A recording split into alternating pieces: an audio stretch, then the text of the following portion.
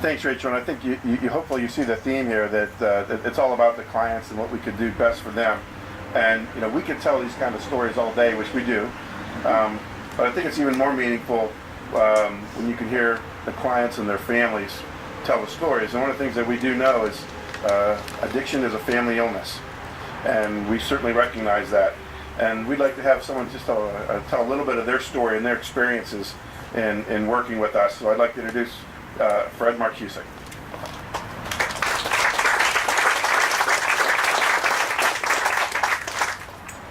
Because I'm a pastor, they kept saying, remember, 5 minutes, 5 minutes. So that doesn't count as my 5 minutes. My name is Fred Marcusik. I am a pastor at Trinity Fellowship Church, and I'm also a chaplain at the hospice house. And I live in Poland, and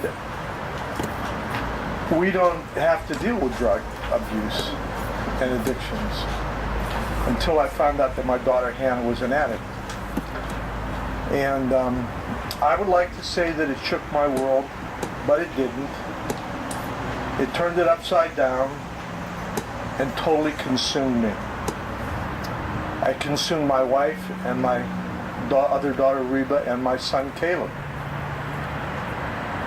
Here's my daughter Hannah. She's an addict, and she's consuming all of us. My son's in Afghanistan in the Marines, and we're worried about Hannah. It's like, it was devastating. There were times that my wife and I would just sit and look at one another and not know what to say.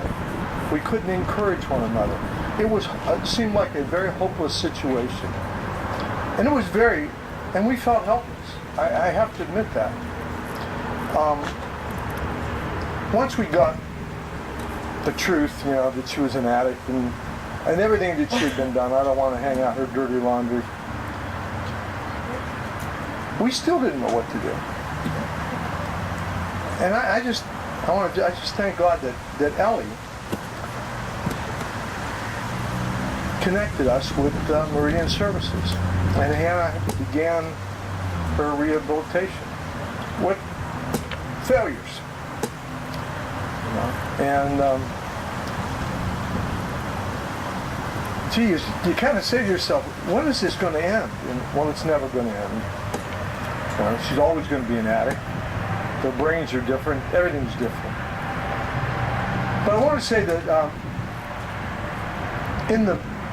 we were just looking for somebody to kind of like help us. And like I said, Ellie was the first step that connected us with Meridian.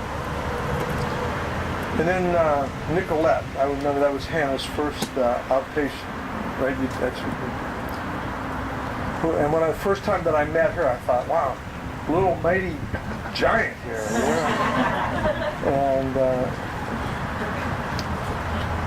And she failed. And so it really seemed hopeless. But then, I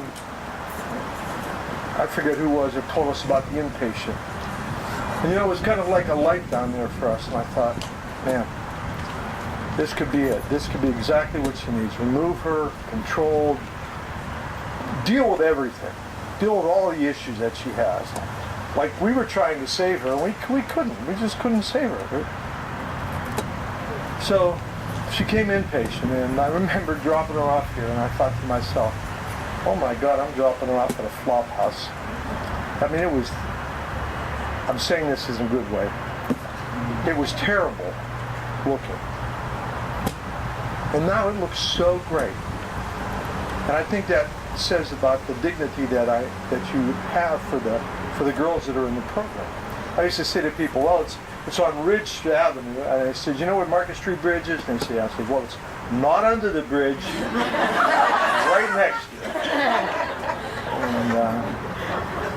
And so I remember coming to seeing, like I could drop stuff off for Hannah on Wednesdays, but she was never here because they would always take them out between 10 and 12. And but I remember there were certain people that I remember Miss Cheryl with the dreadlocks. She would just look at me, and just in her eyes, I could see that she was saying, well, we're going to be okay. Just relax. It's good. And you know, that would kind of, I'd bring that home to Lizzie, and then we started going to the family group meetings. I was really angry when I went to those, only because I just was angry. But I remember Jim saying three things. He says, you can't cure, you can't control, you can't change. That impacted me. I remember thinking that. I remember him saying that your family is in crisis. And you need to move into recovery. And I was like, that's true. We're like a mess. All we want is somebody that say, it's okay. But that wasn't happening all the time. You know? But when I went to those group meetings, I heard other fathers and other mothers share things that I took away, and I went home with them. You know, I was real bold to Jim one day. I remember saying, okay, so I see all these people here, and nobody seems to be making it. So what am I supposed to do with this, Jim? How am I supposed to handle? Am I supposed to go back into a Pollyanna world and just say, oh, it's going to be okay? He goes, you can't change her, you can't control her, and you can't cure her. You need to live your own life and not be affected by what she does or what she doesn't. He said, some will die, some will live and make it, and some will live and won't make it. And now, Meridian community has kind of consumed us. And I like to drop off 10 pounds of oranges and apples every Wednesday when I can. Help some of the girls with things that they need. My daughter Reba and my wife help decorate. And we tell a lot of people about it. And I just want to thank everybody at Meridian for walking us through this. That's what you did. You walked us through. You gave us hope in the right way. And we were not helpless any longer. And thank you very much.